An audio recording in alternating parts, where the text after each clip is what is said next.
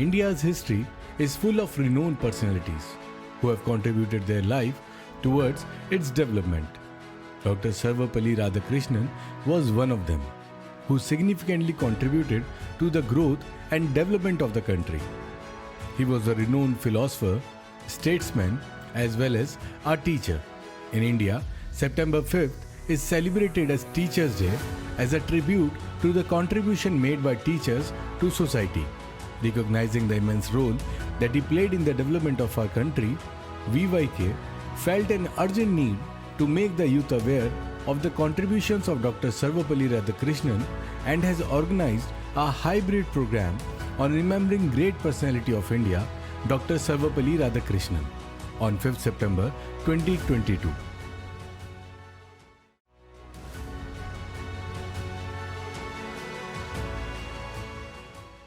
Respected Padma Shri Dr. Rajput sir, former director NCERT, Alka ji भी हमारे बीच में अभी आएंगी।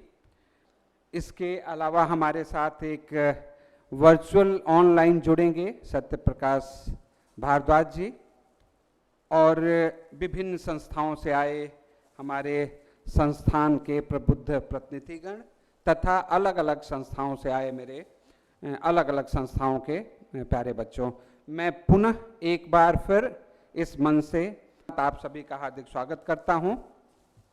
और वाकई जैसा रजत बोल रहे थे, आज का दिन हमारे लिए सही मायने में बहुत ही पावन और पवित्र है, क्योंकि आज हम लोग जिस बात के लिए एकत्र हुए हैं, जैसा कि हम लोगों ने सुबह में भी बात की थी, आज हम लोग एक आदर्श शिक्षक और महान दार्शनिक सर्वपल्ली राधाकृष्णन जी को याद करने के लिए इकट्ठा हुए हैं। लेकिन यह इतना ही काफ़ी नहीं है आज का दिन।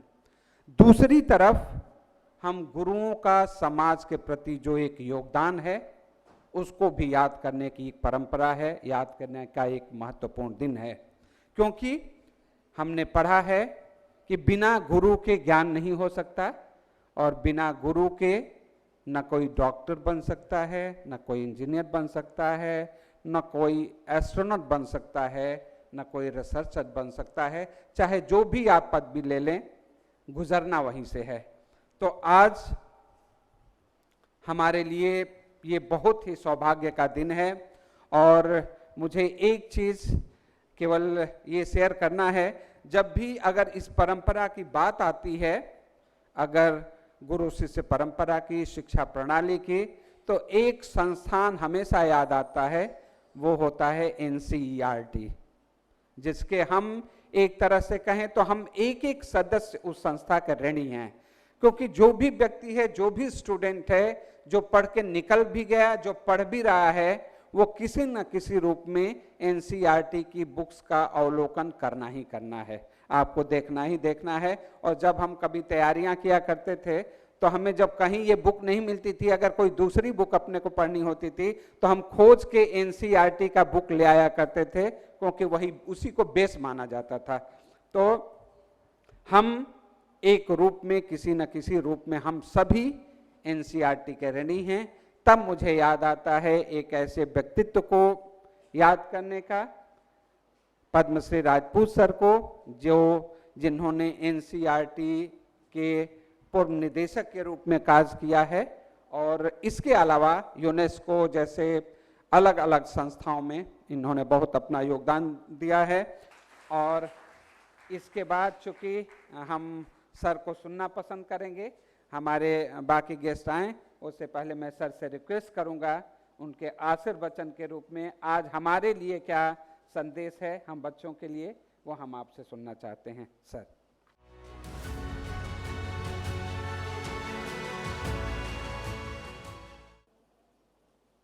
बच्चों, साथियों और सहयोगियों, बड़ा अच्छा लगता है जब कोई आपकी तारीफ करता है। लगता है कि नहीं लगता? अच्छा लगता है ना? मुझे भी लग रहा था। लेकिन मुझे याद आ रहा था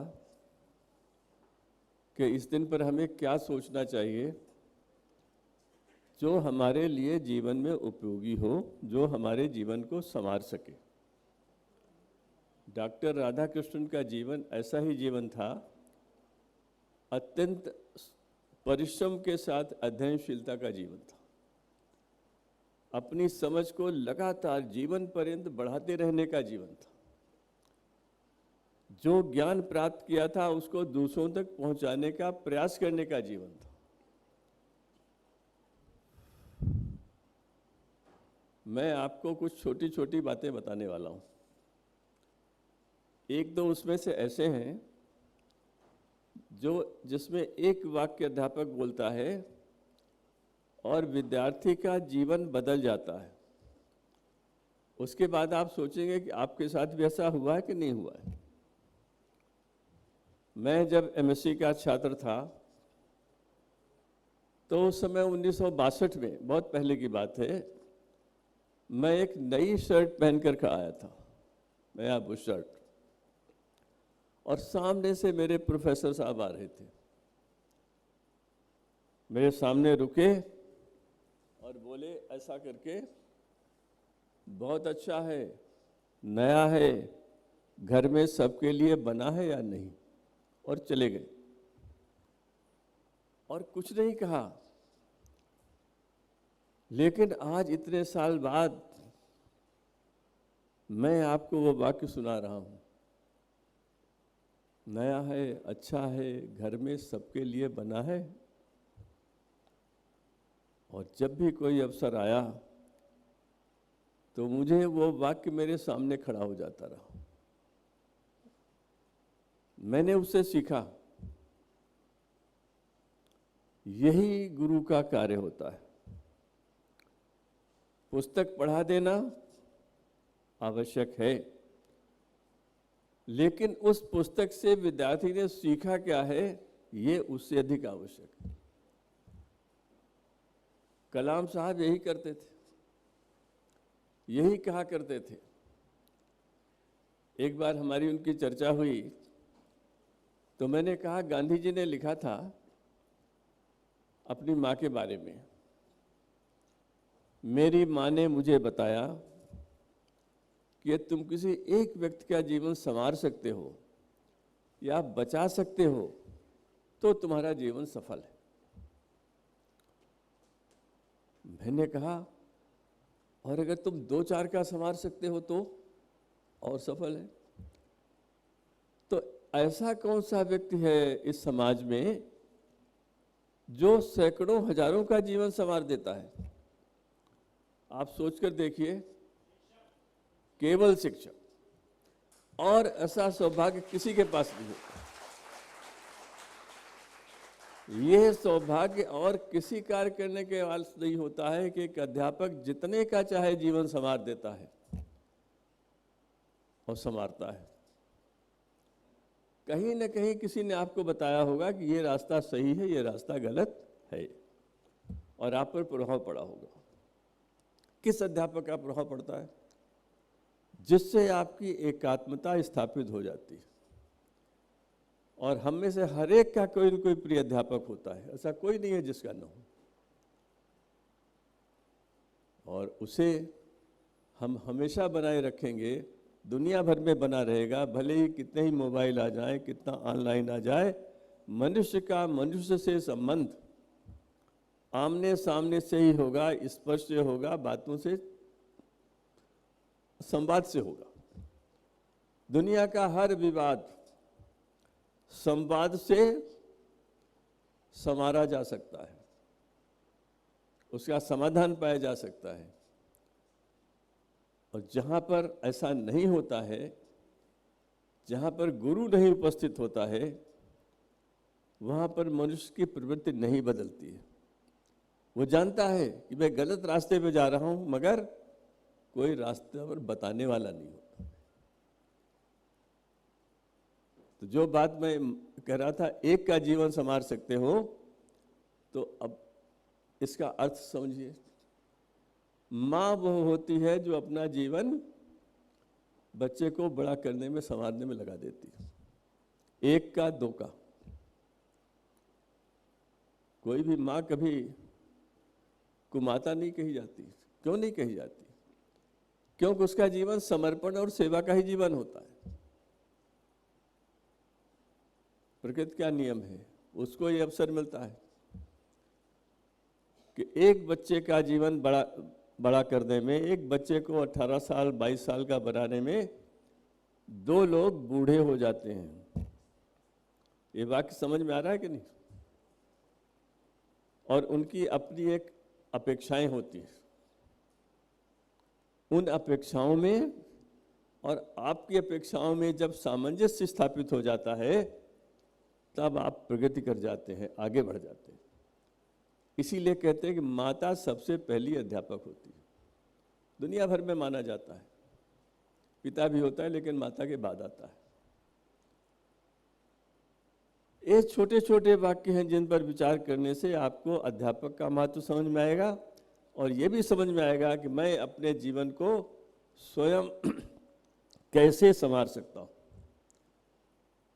और अपना संवार सकता हूँ तो अपने मित्रों का भी संवार सकता हूँ। कितनी अच्छा लगता है। आज हम गुरु की बात कर रहे हैं। गुरुदेव रविन्द्रनाथ टैगोर का नाम सुना है। वो जब स्कूल जाते थे तो बड़े असंतुष्ट थे अपने अध्यापकों से।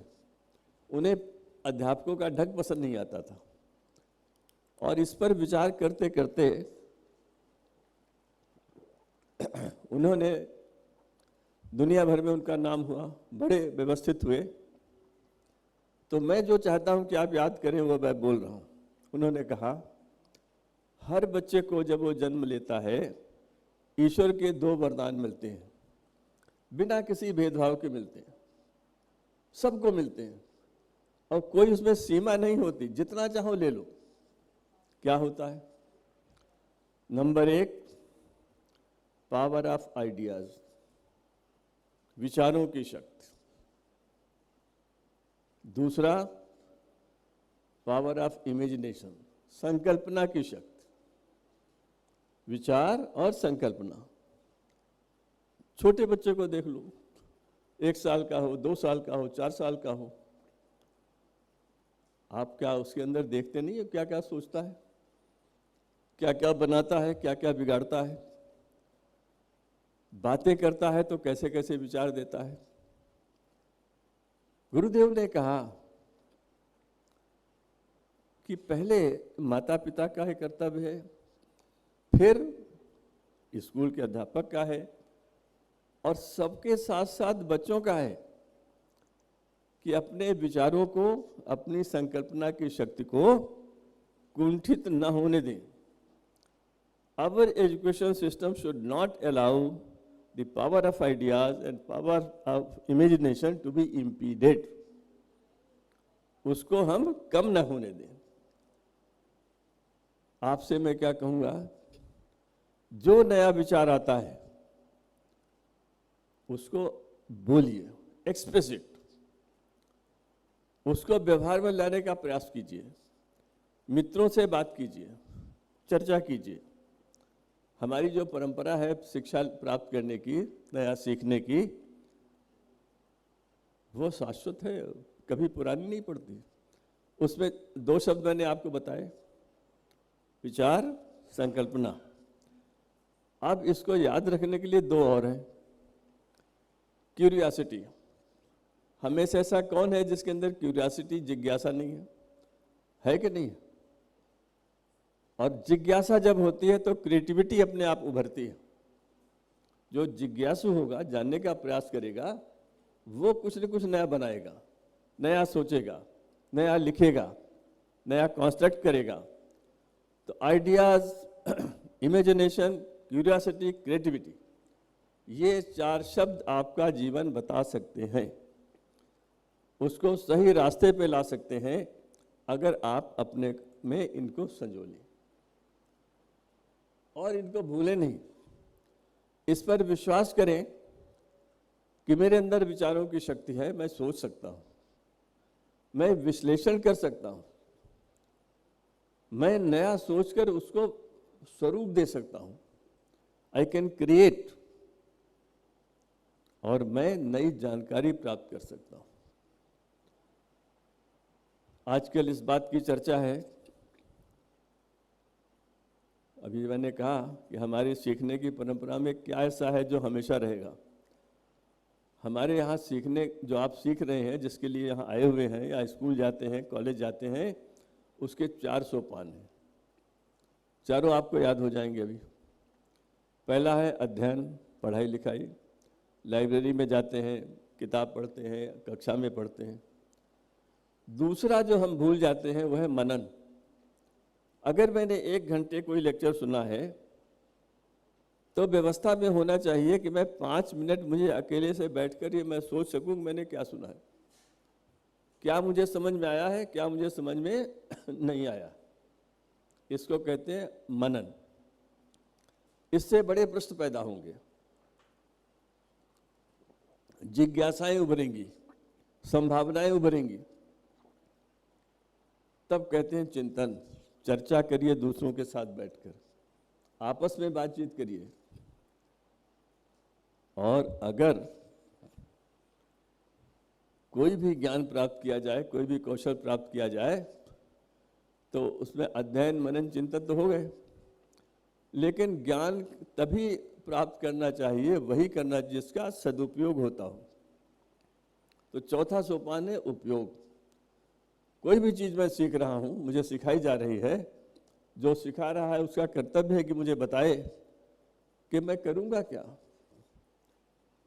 मैथमेटिक्स में कैलकुलस पढ़ते थे तो समझ में नहीं आता था कि भाई क्यों हमें पढ़ा रहे हैं आप।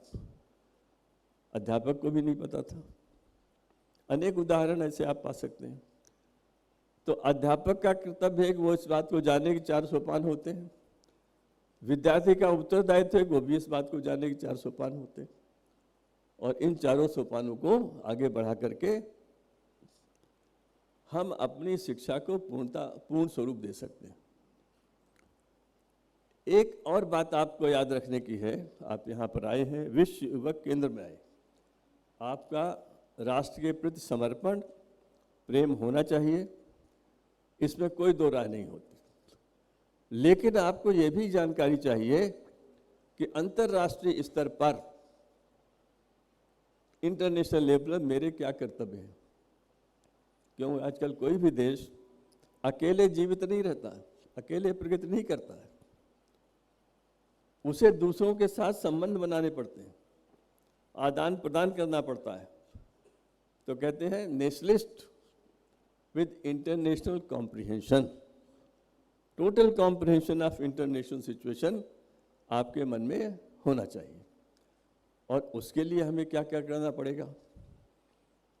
उसके लिए बहुत सी चीज़ें हैं जो हमारी शिक्षा में, हमारे दर्शन में हमें बार बार बताई जाती हैं।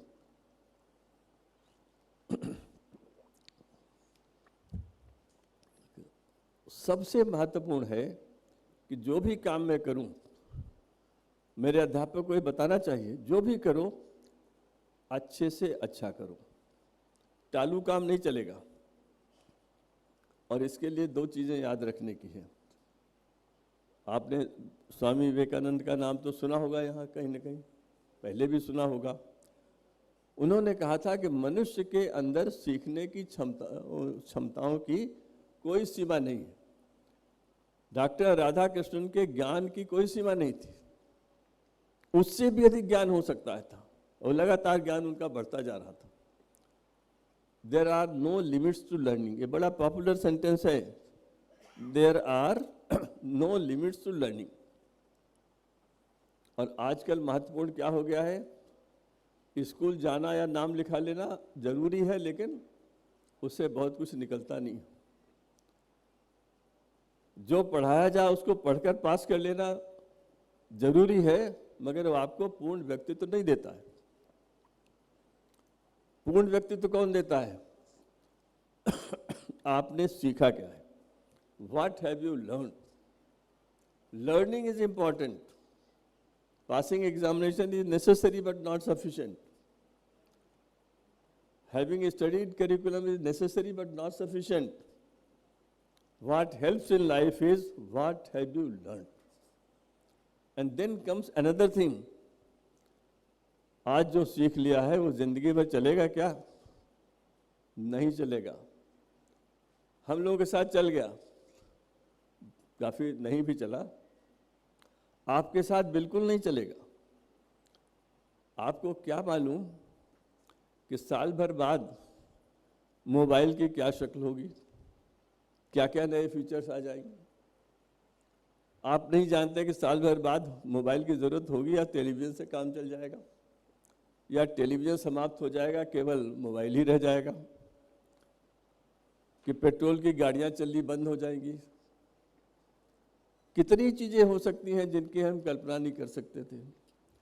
सबसे महत्वपूर्ण बात यह है कि आज मैं यहाँ खड़ा हूँ, दुनिया में किसी भी कोने में किसी भी व्यक्ति से मैं संपर्क स्थापित कर सकता हूँ। 1950 में कोई सोच सकता था? आज मैं कोई चिट्ठी लिखूं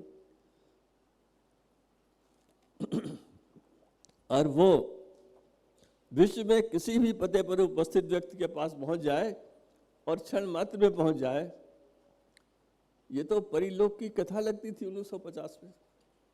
आज संभव है और सबके हाथ में है। तो परिवर्तन की गति के साथ आपको नया सीखना पड़ेगा, और इसका वाक्य है लाइफ लॉन्ग लर्निंग,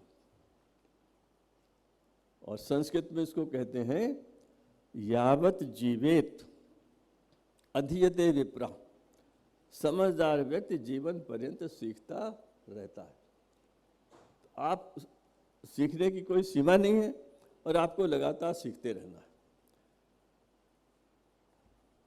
हमारे एक बहुत बड़ा नाम है हमारे देश में, दर्शन में, अध्यात्म में, स्वतंत्रता संग्राम में, क्रांतिकारियों में श्री अरविंदो का नाम है कि नहीं है? जानते हैं श्री अरविंदो ने एक बहुत, अब शिक्षा के बारे में उनके बहुत अच्छे विचार दिए, बड़े गहरे विचार दिए। उनका एक तो है कि जो जानते हो उससे आगे बढ़ो, कोई नई चीज़ एकदम ले लो, जैसे from near to far, from near to far, पहला सिद्धांत। दूसरा आप अध्यापक के लिए है, mind must be consulted in its own development. किसी भी विद्यार्थी को 1 to 1 जानो, उसकी स्थिति को जानो, उसके बाद आगे बढ़ो, उसको वो करो, आगे बढ़ने को वो करो। जो मैं बताना चाहता हूँ तीसरा, वो सबसे महत्वपूर्ण है, जो अध्यापक और विद्यार्थी दोनों को जानना चाहिए आज के दिन पर और आगे विचार करना चाहिए। उन्होंने लिखा, नथिंग कैन बी टॉट। पढ़ाया कुछ भी नहीं जा सकता है।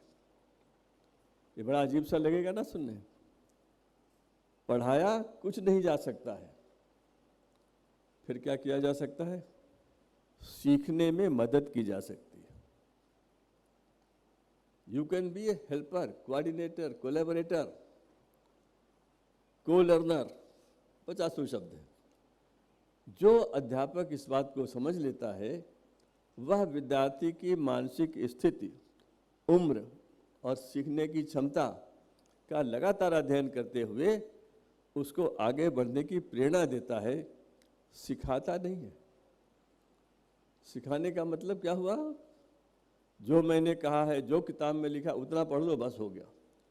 गुरुदेव कहते थे power of ideas and power of imagination. अगर विद्यार्थी फूल लगाता है, गार्डनिंग करता है, और उसकी रुचि जो वहाँ पर तितलियाँ आती हैं, भंवरे आते हैं, और जो जीव जंतु आते हैं, मधुमक्खियाँ आती हैं, उनका अध्ययन करने में है तो उसे वो करने दो। अगर किसी को म्यूज़िक में इंटरेस्ट है, आप में से किसी को म्यूज़िक में इंटरेस्ट है, या अंग्रेजी में कविता लिखने में है, या सोशियोलॉजी पढ़ने में है, इंजीनियर बनने में नहीं है, तो क्या करना चाहिए? Express it. अपने घर में लोगों को कन्विंस करिए, बताइए कि मैं ये नहीं करना चाहता हूँ। अध्यापक का भी यही कर्तव्य है कि वो लोगों को ये बात, पेरेंट्स को भी बताए, सबको बताए, क्योंकि किसी भी व्यक्ति का विकास न स्कूल अकेले में हो सकता है, न केवल घर में हो सकता है, न माता पिता के द्वारा अकेले हो सकता है, न अध्यापक के द्वारा हो सकता है, और समाज से कटकर कुछ भी नहीं रह सकता। सारी चीज़ों को एक साथ मिलाना पड़ता है और उसी अनुसार अपनी चीज़ों को बढ़ाना पड़ता है, और वही सबसे महत्वपूर्ण है। जितने भी जीवन आगे बढ़े वो इसी तरह बढ़े। APJ अब्दुल कलाम को आप सब लोग पसंद करते हैं, हम सब भी करते हैं। तो वो बहुत दुखी थे, समुद्र के किनारे घूम रहे, क्योंकि इंजीनियर बनना चाहते थे, उस परीक्षा में असफल हो गए थे। तो लग रहा था जीवन में अब तो कुछ करने को बचा नहीं, कुछ कर लेते हैं, खत्म करते हैं। तभी एक स्वामी जी वहाँ से निकले, उन्होंने उनके चेहरे को देखा और लगा कि ये परेशान है, कुछ परेशानी है इनको। तो स्वतः जाकर पूछा, भाई आप इतने परेशान क्यों लग रहे हैं? तो उन्होंने कहा, आप क्यों पूछ रहे हैं? नहीं, मैं भी आपको देख रहा हूँ और मुझे लग रहा है कि आप परेशान हैं। हो सकता है आप मुझसे बात करें तो कुछ समाधान निकल आए। संवाद से समाधान निकलता है। तो बैठाला उनको, स्नेह, उनकी वाणी में स्नेह था, बैठा लिया, बातचीत शुरू हुई। तो उन्होंने कहा कि मेरा एक ही लक्ष्य था जीवन में कि मैं इस परीक्षा को पास कर लूं। मैं तो असफल हो गया, अब तो कुछ बचा नहीं है मुझे करने को। तो उन्होंने कहा, ईश्वर पे विश्वास करते हो या नहीं? तो बोले, हाँ करता तो था, कभी कभी डगमगा जाता है। उनका नहीं, संभव है ईश्वर ने यहाँ आपको इसलिए असफल किया हो कि इससे बड़ा काम कराना चाहता हो आपसे। और ये बात जब उन्होंने समझाई तो कलाम साहब को लगा, हाँ ये संभव है कि ईश्वर मुझसे बड़े काम कराना चाहता है। और उसके बाद क्या हुआ हम सब जानते हैं। अब आप ईश्वर को माने या न माने, लेकिन मानव की प्रवृत्ति को तो जानिए, और उसको, उस जानकारी से जीवन में जब कठिन परिस्थितियां आएंगी तब आपके माता पिता से शेयर करेंगे तो समाधान निकलेगा, अपने प्रिय अध्यापक से शेयर करेंगे तो समाधान निकलेगा, और अगर कोई मित्र इस लायक है तो उससे करेंगे, निकलेगा। कठिन से कठिन परिस्थिति का समाधान निकलता है। मेरे एक गुरुजी थे जिनको मैं जीवन भर मानता रहा। मैं भोपाल में एक बड़ी संस्था का प्राचार्य था। वो ट्रेन में भोपाल से उज्जैन जा रहे थे, मुझे पता लगा तो मैं मिलने गया रेलवे स्टेशन पे। उनके बगल में एक और बड़े राष्ट्रीय स्तर पर जाने माने व्यक्ति भी थे। तो जैसे ही मैं गया तो ये मेरे इन गुरुजी ने मेरी प्रशंसा में मेरा परिचय शुरू किया। मुझे लगा ज़्यादा प्रशंसा हो रही है, तो मैंने कहा नहीं, मैं बीच में बोल पड़ा, मुझे नहीं बोलना चाहिए था, लेकिन मैं बोलने लगा। मैंने कहा नहीं, मेरा बड़ा विरोध होता है, आज के अखबारों में मेरे खिलाफ बहुत कुछ लिखा हुआ है। तो मेरे गुरुजी, बिल्कुल कोई परिवर्तन नहीं हुआ उनके चेहरे पे, बोले तुम्हारे खिलाफ जो कुछ लिखा है मैंने पढ़ा है। सामान्य परिस्थितियों में, इसको सुनिए, सामान्य परिस्थितियों में सभी काम कर लेते हैं, कठिन परिस्थितियों में भी अपने लक्ष्य के लिए आज जो लगा रहता है उसके काम की सराहना होनी चाहिए। और जब कठिन परिस्थितियां मेरे सामने आई तो मुझे वो वाक्य याद आ गया, और उस वाक्य के द्वारा मैंने उन कठिन परिस्थितियों में भी अपने को व्यवस्थित किया। यह आज के दिन अगर आपके मन में बैठ जाए तो आपके जीवन में आनंद निश्चित रूप से बढ़ जाएगा।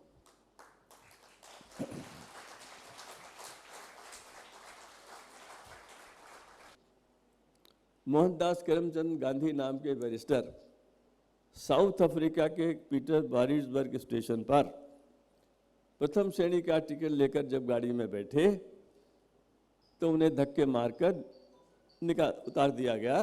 बड़ा अपमान किया, पिटाई की गई कि टिकट होने से क्या होता है, काले आदमी को यहाँ बैठने के लिए इजाज़त नहीं है। ठंड की रात थी, उनकी आत्मकथा में लिखा है।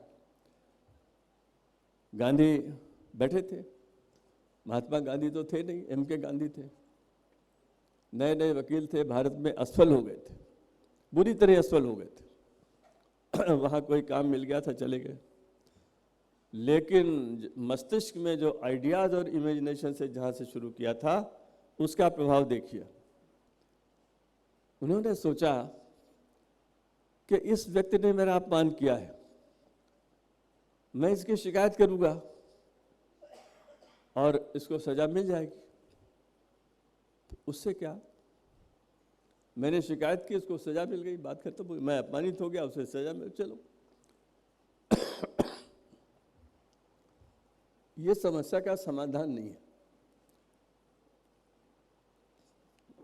मैं एक बड़ा वाक्य आपको देने वाला हूं। ये समस्या तो पीढ़ियों से चली आ रही है, रंग भेद हो रहा है, हजारों हजारों लोगों ने इस पे अपमान सहा है। तो क्यों न मैं अपने अपमान के बजाय उस बड़े चैलेंज को ले, मेरे अपमान हुआ, ये मेरी चुनौती है, लेकिन जो मेरे रंग वाले लोगों के सामने अपमान होता रहा है, मैं उस चुनौती को स्वीकार करूंगा। मैं छोटी चुनौती पे समय व्यर्थ नहीं करूंगा, मैं बड़ी चुनौती स्वीकार करूंगा। और उन्होंने रंगभेद के खिलाफ लड़ाई लड़ी, सफल हुए।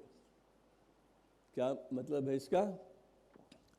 गांधी ने अपना क्षितिज विस्तृत कर दिया, ही एक्सपेंडेड हिज होराइजन्स। आप में जिसमें यह क्षमता आ जाए कि किसी भी समस्या को छोटे समय में सामने की उससे मत देखे, बड़े स्तर पर देखे, तब इस देश में सुधार होगा, परिवर्तन होगा, क्रांति होगी, शांति की संभावना होगी, हार्मनी होगी, हीरोइज्म होगा, ज्ञान संवर्धन होगा। तब ये देश बदलेगा जब हर व्यक्ति अपने क्षितिज का विस्तार करेगा। हर चुनौती को स्वीकार करने के पहले देखेगा कि इसका छोटा स्वरूप है, छोटे स्वरूप को कोई, मैं बड़े स्वरूप से लड़ाई लड़ूंगा, बड़े से बड़ी जो कुप्रथा है उसके खिलाफ लड़ूंगा।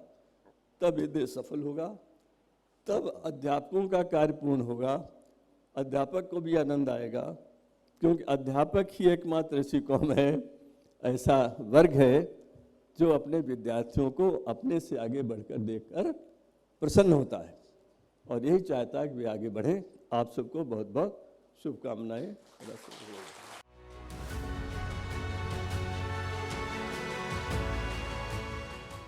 शिक्षक वो है जो एक कुम्हार की तरह से आप शिक्षक को समझिए कि वो कच्ची माटी की तरह बच्चों को एक ऐसी शेप देता है जिससे कि बच्चे अपने देश के लिए, राष्ट्र के लिए एक संवेदनशील नागरिक बनते हैं। साथ ही साथ एक प्रोफेशनल क्वालिफिकेशन लेकर वो किसी ना किसी क्षेत्र में कुछ ना कुछ अच्छा कर कर आगे बढ़ते हैं, अपने परिवार का नाम रोशन करते हैं और साथ ही साथ अपने देश और अपने समाज का भी नाम रोशन करते हैं। एजुकेशन में मॉरल वैल्यूज़ की क्या इम्पोर्टेंस है, क्या एथिक्स होने चाहिए, क्योंकि मुझे लगता है कि आज जो हमारी एजुकेशन है उसका स्वरूप बिल्कुल बदल चुका है। हालांकि अभी जो नेशनल एजुकेशन पॉलिसी अभी नई आई है उसमें बहुत सारी चीज़ों को इस तरीके से इंक्लूड किया गया है, जो भी खामियां पिछले हमारे सिस्टम में रह गई थी, हमारी एजुकेशन में रह गई थी, उनको काफ़ी हद तक अभी इम्प्रूव करने का प्रयास किया गया है।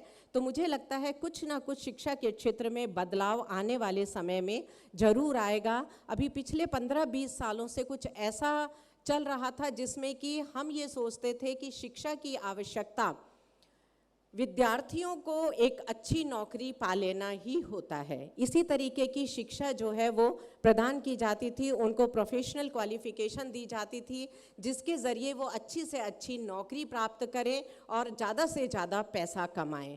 लेकिन शिक्षा में जो चीज़ एक अच्छा नागरिक बनाने के लिए होनी चाहिए, मुझे लगता है उसमें कहीं ना कहीं थोड़ा अभाव था। लेकिन अभी काफ़ी कुछ चेंजेस किए गए हैं। मैं भी एक एजुकेशनल इंस्टीट्यूशन से जुड़ी हुई हूँ, तो मुझे पता है कि प्रोफेशनल एथिक्स और एनवायरनमेंट के नाम से एक पेपर हर कोर्स में शुरू कर दिया गया है। ये अभी रिसेंटली नहीं, पिछले 5-7 सालों से चल रहा है और सभी कोर्सेज में प्रोफेशनल एथिक्स का एक पेपर लगा दिया गया है। चाहे वो बच्चा मेडिकल का हो, चाहे वो इंजीनियरिंग का हो, चाहे वो लॉ का बच्चा हो या कोई और कंप्यूटर कोर्स कर रहा हो, उन सबको एक प्रोफेशनल एथिक्स का पेपर पढ़ना ज़रूरी होता है। मैं एक बहुत ही साधारण भाषा में आपको बताना चाहूँगी कि आप सबके सामने आज के समाज की, आज के देश की जो स्थिति है वो मुझे लगता है काफ़ी भयानक है। हमें उसमें बहुत कुछ परिवर्तित करने की ज़रूरत है, क्योंकि व्यक्ति बहुत स्वार्थी होता जा रहा है। व्यक्ति को ये लगता है कि मैं पढ़ लिख कर अपनी अच्छी नौकरी कर कर अपना परिवार का पोषण करूं, बाकी दुनिया जाए भाड़ में। लेकिन ये सब चीज़ें जो हैं वो बहुत गलत हैं, और इसीलिए हमें बच्चे को जब वो छोटा होता है तभी से उसके अंदर कुछ ऐसे संस्कार डालने चाहिए जिससे कि वो ना सिर्फ पढ़ाई को एक ये समझे कि मैंने ये ज्ञान अर्जित कर लिया है, बल्कि उस ज्ञान को किस तरीके से उपयोग करना है और उसका उपयोग किसके क्षेत्र में करना है उसका भी उसे संज्ञान होना चाहिए। इसकी जानकारी उसे देना बहुत ज़रूरी होता है छोटे छोटे बच्चों को, क्योंकि कॉन्वेंट स्कूल्स का, इंग्लिश स्कूल्स का, पब्लिक स्कूल्स का फैशन चल गया है और वहाँ पर बहुत लिमिटेड जो उनके कोर्स करिकुलम में चीज़ें होती हैं उन्हें विस्तार से समझाया जाता है। लेकिन बहुत सी ऐसी चीज़ें भी उनको सिखाई जानी चाहिए जिससे कि वो अपने देश के निर्माता बनने में भी अपना पूरा सहयोग दे सकें। तभी मुझे लगता है कि जिसकी कल्पना गांधी जी ने कभी करी थी उस कल्पना को हम साकार करने में सक्षम हो सकेंगे, उसको पूरा करने में सक्षम हो सकेंगे। तो सबसे पहले जब हम प्रोफेशनल जब हम वैल्यू की बात करते हैं, वैल्यूज़ की बात करते हैं, एथिक्स की बात करते हैं, मॉरल वैल्यूज़ की बात करते हैं, तो उसमें जो सबसे पहली चीज़ समझने की होती है वैल्यू क्या है, वैल्यू किसे कहते हैं हम। तो वैल्यूज़ जो होती हैं वो हम 3 या 4 तरह की, इसमें हम प्लेजर फॉर इंडिविजुअल, हर व्यक्ति की अपनी एक अलग वैल्यू होती है। किसी को कोई चीज़ सुख देती है, किसी को कोई और चीज़ सुख देती है, उसके लिए वो वैल्यूएबल होती है। वेलफेयर ऑफ सोसाइटी, हम किस तरीके से अपनी सोसाइटी का वेलफेयर कर सकते हैं, ये एक व्यक्ति के मन में इस चीज़ की वैल्यू भी होनी चाहिए। Sense of discrimination in between good and evil, बुरा क्या है, अच्छा क्या है, इसका सेंस ऑफ डिस्क्रिमिनेशन विद्यार्थियों को बताना बहुत ज़रूरी होता है। ये वैल्यू उसके अंदर हमें ज़रूर इनकलकेट करनी चाहिए जिससे कि वो समझ सके कि क्या सही है और क्या गलत है, क्या काम मुझे करना है और क्या काम मुझे नहीं करना है, क्या मुझे सीखना है और क्या मुझे नहीं सीखना है। Education is not only to explain them what they do not know, but give them knowledge about the behavior, how they have to behave. Knowledge में सिर्फ ये नहीं कि उसका ज्ञान कहाँ तक पहुँचता है, बल्कि उसका बिहेवियर कैसा होना चाहिए, ये बहुत इम्पॉर्टेंट होता है और ये चीज़ बच्चों को बताई जानी चाहिए। साथ ही साथ सोसाइटी कैसा एनवायरनमेंट उसको दे रही है, उस एनवायरनमेंट में उसे किस तरीके से रहना है, ये भी हमें देखना है। तो दोनों चीज़ें जो होती हैं ये मिलकर ही एक वैल्यू क्रिएट करती हैं। World raises our standards of living but declines our standard of life. जो मैं अभी आपको ये बात बता रही थी कि हमें मॉरल वैल्यूज़ और एथिक्स क्यों बच्चों को पढ़ाना चाहिए। आज जब प्रोफेशनल एजुकेशन हम बच्चों को दे रहे हैं उससे बच्चे अच्छी नौकरियां पा रहे हैं, अच्छे बिजनेसेस कर रहे हैं, बहुत अच्छी अर्निंग कर रहे हैं। उससे क्या हो रहा है, उनका स्टैंडर्ड ऑफ लिविंग इंक्रीज़ हो रहा है, लेकिन स्टैंडर्ड ऑफ लाइफ डिक्लाइन हो रही है। जिन चीज़ों की हमें सोसाइटी में रिक्वायरमेंट है उन चीज़ों को हम पूरी तरह से बच्चों को नहीं दे पा रहे हैं, जिसकी वजह से जो हमें वैल्यूज़ उनके अंदर डालनी है वो वैल्यूज़ पूरी तरह से हम उनके अंदर नहीं डाल पा रहे हैं। Albert Einstein observed a positive aspiration and effort for an ethical and moral configuration of our common life is of overriding importance, hence no science can save us. अगर इस तरीके का वातावरण हो रहा है तो साइंस भी हमें नहीं बचा पाएगी, ये अल्बर्ट आइंस्टाइन ने कहा था। Sarvapalli Radhakrishnan says, education is not limited to the imparting of information or the training in skills. It has to give the educated a proper sense of values. Importance of education. What is the importance of education? If the education is based on values, it will increase or it will develop it is the reason of moral development, cultural development, social development, all-round development, development of wider outlook, development of democratic qualities, solving conflicts, cooperative living and humanizing effect. अगर हम बच्चों को अच्छे values provide कर रहे हैं तो हम इस तरीके से हम अपनी सोसाइटी का इम्प्रूवमेंट कर सकते हैं, सोसाइटी को डेवलप कर सकते हैं।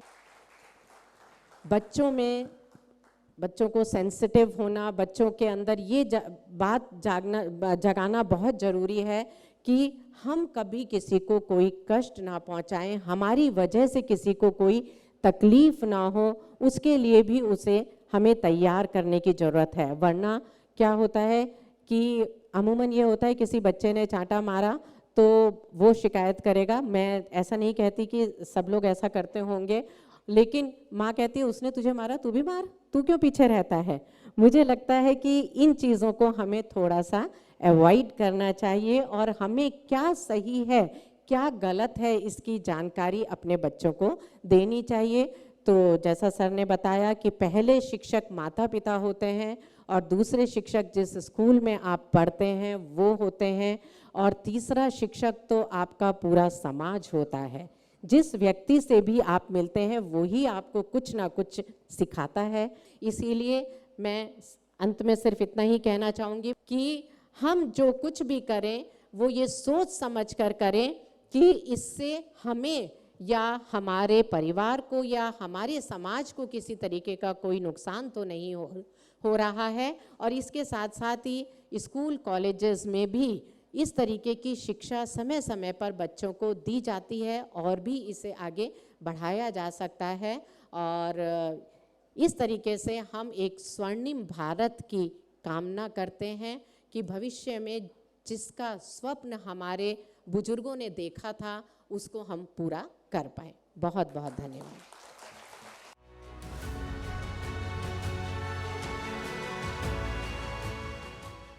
सभी आयोजक मंडल को और अध्यक्ष महोदय, जितने भी विद्यार्थी बैठे हुए हैं और शिक्षक भी बैठे हुए हैं, सभी को मैं शिक्षक दिवस की शुभकामनाएं प्रेषित करता हूं।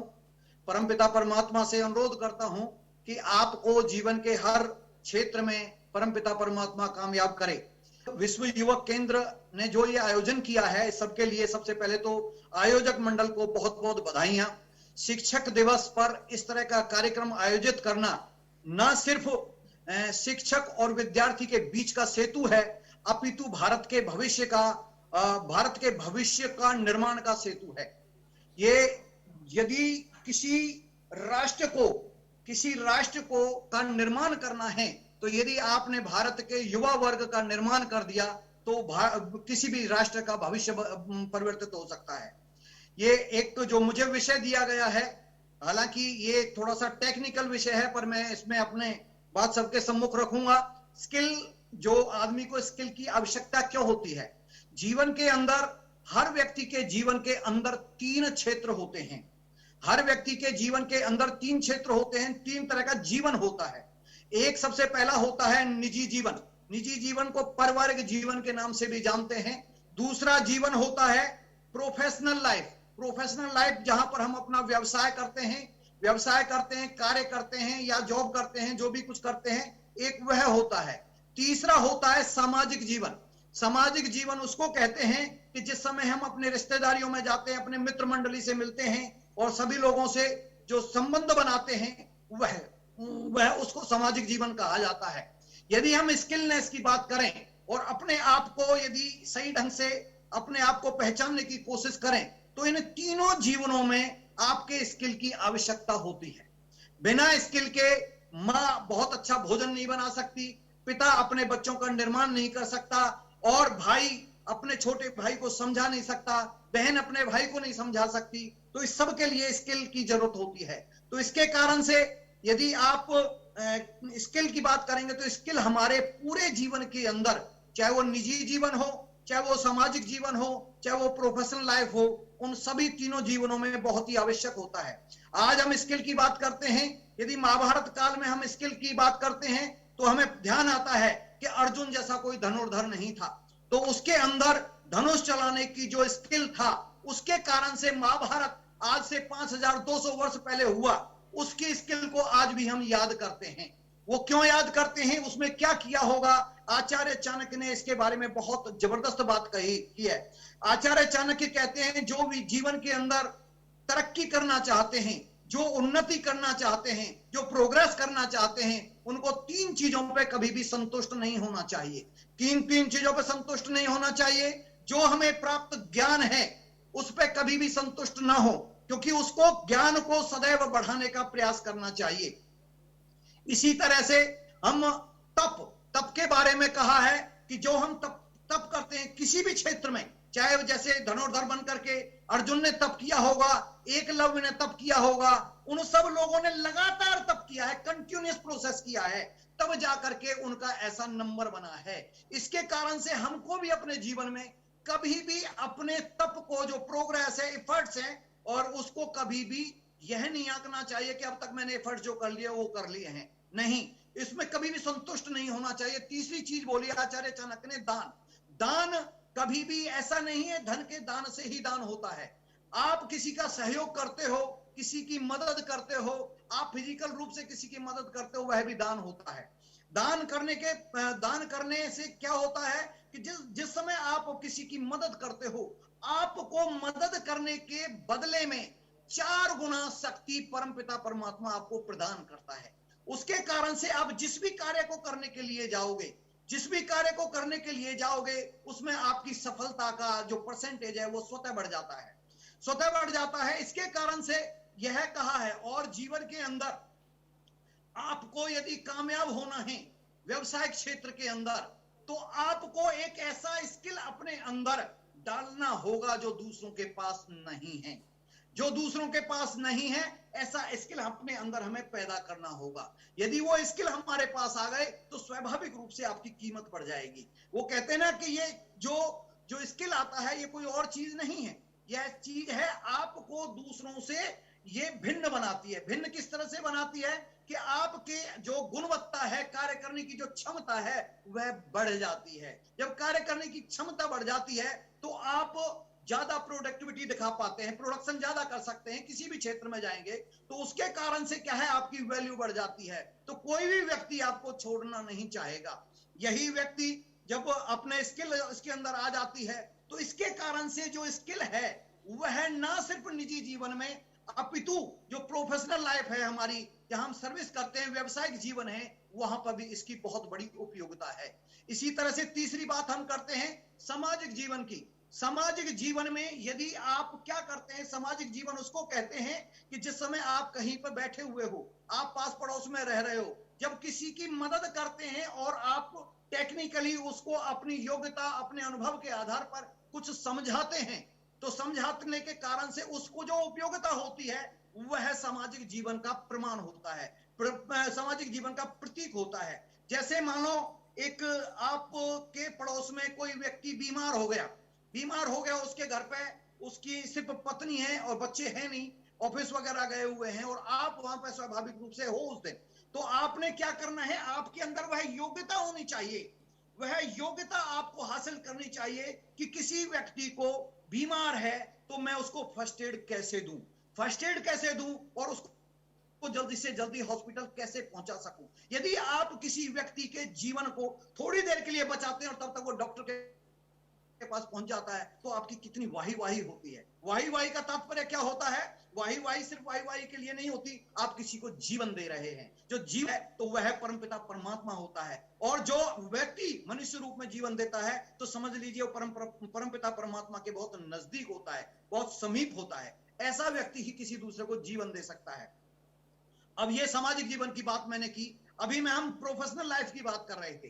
प्रोफेशनल लाइफ के अंदर हम क्या है, कि जो हम काम जानते हैं, मान लो किसी टेक्निकल काम को हम करते हैं, टेक्निकल काम को करते हैं, जिस काम को दूसरे व्यक्ति 10 मिनट में करते हैं, मैं उसको 7 मिनट में कर लेता हूं। यदि 7 मिनट में कब कर पाऊंगा? कि जब मुझे उसका अभ्यास होगा। अभ्यास होने के कारण से क्या होगा कि मेरी जो स्किल है उसके अंदर डेवलपमेंट होगी। डेवलपमेंट होगी तो निश्चित रूप से जो मेरा प्रोडक्शन है वो बढ़ेगा। इसके कारण से आपका जो रिकॉग्निशन है, जो आपकी पहचान है, आपके उस प्रोडक्शन के कारण से भी होती है। तो इसके कारण से कोई भी व्यवसायी, आप यदि बहुत अच्छा काम कर रहे हैं, वो मैनेजमेंट का काम भी हो सकता है, टेक्निकल काम भी हो सकता है, और भी कोई काम हो सकता है। आप कॉमर्स का भी काम करते हैं, अकाउंट्स बहुत अच्छी तरह से मेंटेन करते हैं, उसमें ट्रांसपेरेंसी है, तो उसके कारण से वह जो स्किल है, उस स्किल के कारण से आपकी जिस व्यवसायिक केंद्र में आप काम कर रहे हैं वहां आपकी इज्जत होगी, आपको कोई छोड़ना नहीं चाहेगा। जब भी आप बात करेंगे, कोशिश करेंगे, रिजाइन देने की भी बात करेंगे, तो आपको प्रमोशन और आपके इंक्रीमेंट के साथ आपको रोक लिया जाएगा। ये स्वाभाविक प्रक्रिया है, क्योंकि ये तीनों क्षेत्रों में मैंने आपको बताया। और जीवन के अंदर एक स्किल की हम जो बात कर रहे हैं, स्किल बहुत आवश्यक क्यों है? हम छोटे छोटे काम करते हैं, छोटे छोटे काम करने के कारण से आपको यह आभास हो जाता है कि ये जो छोटे छोटे काम करने के कारण से मेरा जीवन किस तरह से परिवर्तित हो सकता है। जब हम अपना व्यवसाय करते हैं, उसके कारण से ना सिर्फ हम अपने जीवन को बदलते हैं, क्योंकि आप दूसरे लोगों को रोजगार भी देते हैं, और रोजगार देने के कारण से आपके परिवार की स्थिति तो सुधरती है। इसके अतिरिक्त आप जो समाज में कुछ ना कुछ इकोनॉमी में कंट्रीब्यूट कर रहे हैं। इसके कारण से जो स्किल है, स्किल तो जीवन के अंदर किसी भी सॉफ्ट स्किल भी हो सकती है और टेक्निकल स्किल भी हो सकती है। मैं इन्हीं बातों के साथ अपनी वाणी को विराम देता हूं।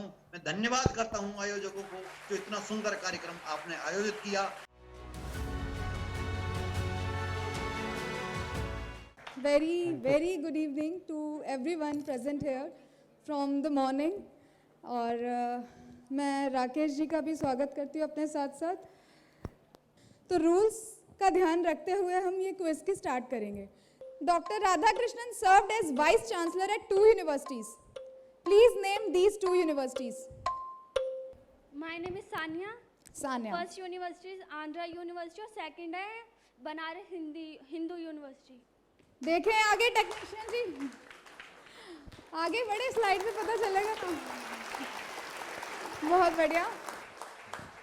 हमारा वर्ल्ड यूथ स्किल डे कब सेलिब्रेट किया जाता है? शाहीन 15 जुलाई। देखें क्या बोलती है हमारी स्क्रीन। एक्सीलेंट।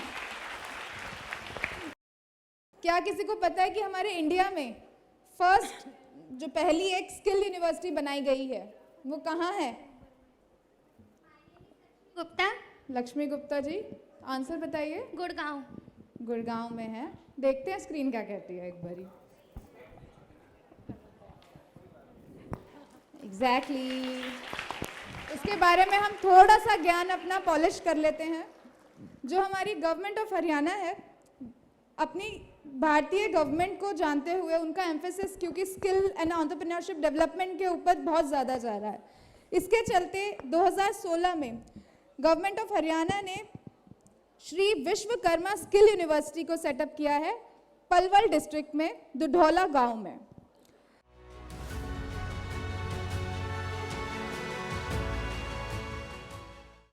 गुड इवनिंग, नमस्कार। आज पूरे दिन हम सभी एक साथ मॉर्निंग से लगे हुए हैं और आज का दिन काफ़ी लर्निंग भरा रहा होगा। ये इसी आशा के साथ एक बार पुनः शिक्षक दिवस की आप सभी को हार्दिक शुभकामनाएं। ये हम अब सेशन के लास्ट में जा रहे हैं और ये थैंक्स की एक प्रथा है, तो थैंक्स के रूप में सबसे पहले मैं जो प्रथम सेशन चला था जिसमें हमारी बॉस की टीम, जिसमें गोयल सर, सितेश जी, जांगड़ा सर और बॉस के जो एमडी वगैरह जुड़े थे, हम उनका भी तहे दिल से शुक्रिया अदा करना चाहते हैं अपनी पूरी BYK की टीम की तरफ से। अगर हम सेकेंड हाफ की बात करें तो सबसे पहले हमारे JS राजपूत सर आए और लगभग 2.5 साल हमको भी ज्वाइन किए हुआ। हम कुछ 4 लोग हैं साथी जो 2.5 साल से विश्वा केंद्र के साथ जुड़े हुए हैं। ऐसे डिग्निटरी के साथ जुड़ने का केवल हमें ऑनलाइन ही मौका मिला था। आज उनसे हम फेस टू फेस मिले, हमें बहुत अच्छा लगा और उन्होंने कुछ चीज़ों के बारे में हमें बहुत अच्छे से बताया, जो कि उन्होंने बताया था आइडियाज़, क्रिएटिविटी और क्यूरियोसिटी, ये हमें कभी नहीं छोड़नी चाहिए, इस पे हमें लगे रहना चाहिए। तो उसके लिए सर ने हमें अपना टाइम दिया, उसके लिए बहुत बहुत धन्यवाद। तो अलका मैम, आपने जिस तरीके से बात करी important of value and ethic education, जिसमें आपने लव, इफेक्शन और ह्यूमनिटी के बारे में बात करी मैम, उसके लिए बहुत बहुत धन्यवाद। पूरी BYK की टीम और पार्टिसिपेंट की तरफ से भी हम आपको धन्यवाद देना चाहते हैं। साथ ही हमारे साथ आज वो आने वाले थे फिजिकली, मिस्टर सत्य प्रकाश भारद्वाज जी, आप थे तो वर्चुअली, लेकिन हमें फिजिकली फील हो रहा था। तो सर, जिस तरीके से आपने हमारे यूथ को मोटिवेट किया, आपने वेदों की बात करी, उसके लिए आपका तहे दिल से हम धन्यवाद देना चाहते हैं अपनी पूरी टीम की तरफ से। और एक चीज़ मैं बोलना चाहूँगा कि हमारे पार्टिसिपेंट के लिए, कि पार्टिसिपेंट सुबह से शाम तक, एक चीज़ मैम भी बोल रही थी, सर भी ये बोल रहे थे कि दिन भर हम किससे मिले, क्या किए, जरूर कुछ ना कुछ लोग से आप लोग मिले होंगे, यहाँ से कुछ ना कुछ जरूर सीख ली होगी, जरूर उसको जाके सोचें, समझें और उसकी पॉजिटिव चीज़ें अपने जहन में उतारने की कोशिश करें। सुबह से शाम हमारे साथ रहने के लिए, जुड़ने के लिए आप सभी पार्टिसिपेंट का, हमारे जो मेंबर ऑर्गेनाइजेशन है उन सबका तहे दिल से शुक्रिया अदा करता हूं। और लास्ट सारे अपने गुरुजनों को मैं समर्पित करना चाहूँगा कि देवो रुष्टे गुरुस्त्राता, देवो रुष्टे गुरुस्त्राता, गुरु रुष्टे न कश्चन, गुरुस्त्राता गुरुस्त्राता गुरुस्त्राता न संशया। अर्थात देवता रूठ जाए तो गुरु रक्षा करते हैं, गुरु रूठ जाए कोई नहीं होता, गुरु ही रक्षक है, गुरु ही रक्षक है, गुरु ही रक्षक है, इसमें कोई संदेह नहीं। इसी शब्दों के साथ आप सभी का बहुत बहुत धन्यवाद, बहुत बहुत आभार। Thanks for watching. For more updates, please subscribe to our official YouTube channel and follow us here.